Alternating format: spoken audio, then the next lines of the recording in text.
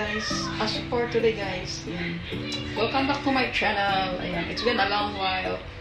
Tagal na rin ako hindi nakapag-vlog. So, busy po sa paghanap ng dollars. Money. Ayan. So guys, as of today guys,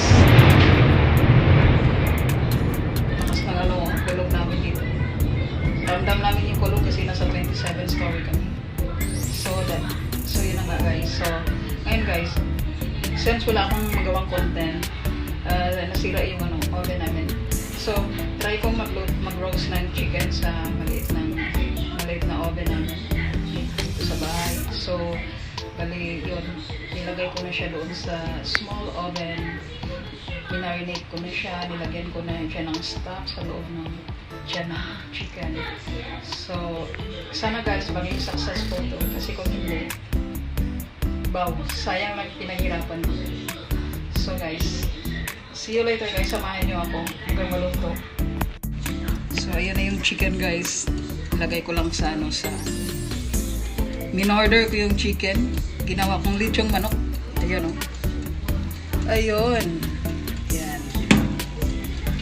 Wow, legs. Yan. Antay lang po tayo ng 1 hour. At least 1 hour. Kasi 1 hour and 15 minutes. Malaki-laki kasi yan guys. Yung manok na yan.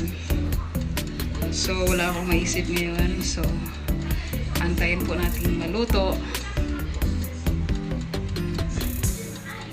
So, see you later guys. Ayan. Sana maging successful to. Sana maging successful. At maluto siya ng maayos. Or else, sayang talaga. Ayan. See you later. Yes. Let's check the chicken. Luto na kaya to? Sa tingin niyo guys. Ganito lang yung niya, pero ano na siya talaga. Try na siya.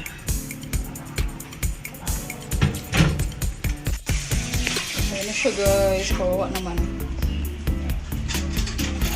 Actually, sana luto na siya. Tayo lang natin. Tada!